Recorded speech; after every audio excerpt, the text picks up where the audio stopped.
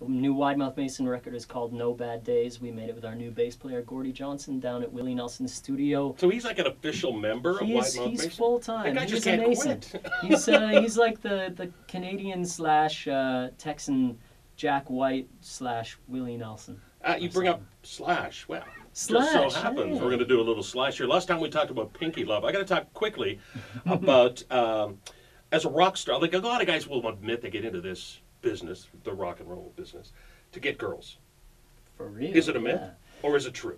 Ask anyone who's honest. Well, I'm asking you. When I started, I was this scrawny little, looked 5 years younger than he was kid, and was pretty arty and a little bit introspective. And then I picked up a guitar, and all of a sudden I got invited to all the cool kids parties. So it does work. It's always worked for me. All right, back to Slash. What do you got? Back to Slash. Okay, I want to use the song Paradise City to teach you about the chords that you know in one position can work in a bunch of other positions. Sometimes just by moving a couple fingers, you have all these other chords. So say you know something down here, I want you to experiment with moving it around in different places in the neck, or moving a couple fingers up a pair of strings or down a pair of strings. You'll have all these options that you didn't know you knew. You know more than you think you know.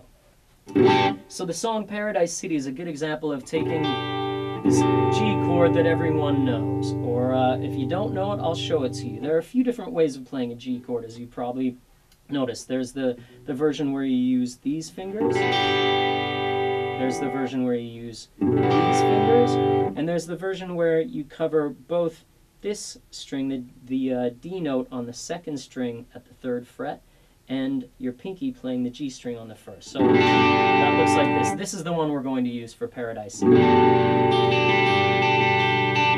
Now all you do to get the next part is move these 2 fingers up. You're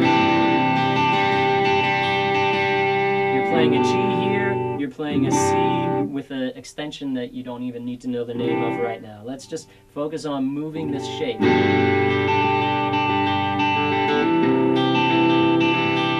Why don't we just move that up one more set of strings? So you're taking this stays the same. The next one is this, the next one's here. Okay?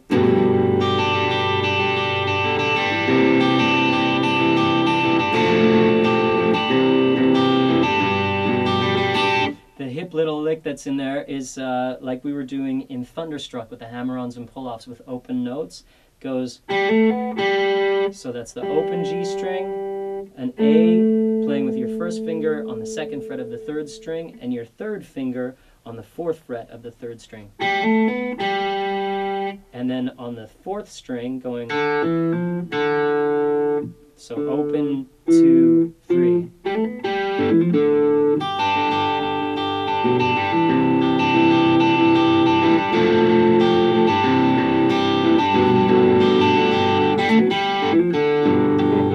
So the beauty of that is you've discovered that shape that you know here, just by moving a couple things, becomes a very usable shape. What happens if you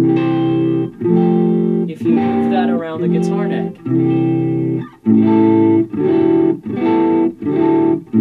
There will be places where it sounds kind of funky, so only play that if you want it to sound funky. But see what happens if you move that shape that you already know around the guitar neck. And that's just with the G chord. What about the E chord? There's that Spanish sound. Just by moving it up, have 1 fret. Move it up, a couple more frets. What about a couple more frets? There will be places where it kind of sounds weird, and places where it sounds good. You can take all of the chords that you know, try and take that chord that you already know, that shape that you practice so hard to be able to play, move it up and down the neck and see what happens. Because you can play everybody's songs, but I'd like to inspire at least a couple of you to try writing your own. And if you know one chord in one place, according to what I just told you, you know a bunch of chords in a bunch of different places. So experiment, see what happens. If it sounds bad, move it up a fret or down a fret, and it'll probably work.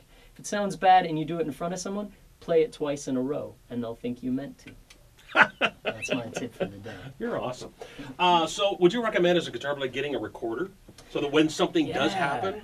I think when I'm writing songs, what I'm really doing is archiving spontaneous invention. You know, if I'm at tape recorder, or I mean, it's so easy to have a video recorder, so you can watch your fingers and just set it up and go for broke. Do it in a place where nobody can hear you. Just make things up, and you might fluke upon this really interesting thing that you can watch after and go, "How did I do that? What were my? That was a mistake, but it was the coolest mistake I've ever made." So no fear. No fear. This is.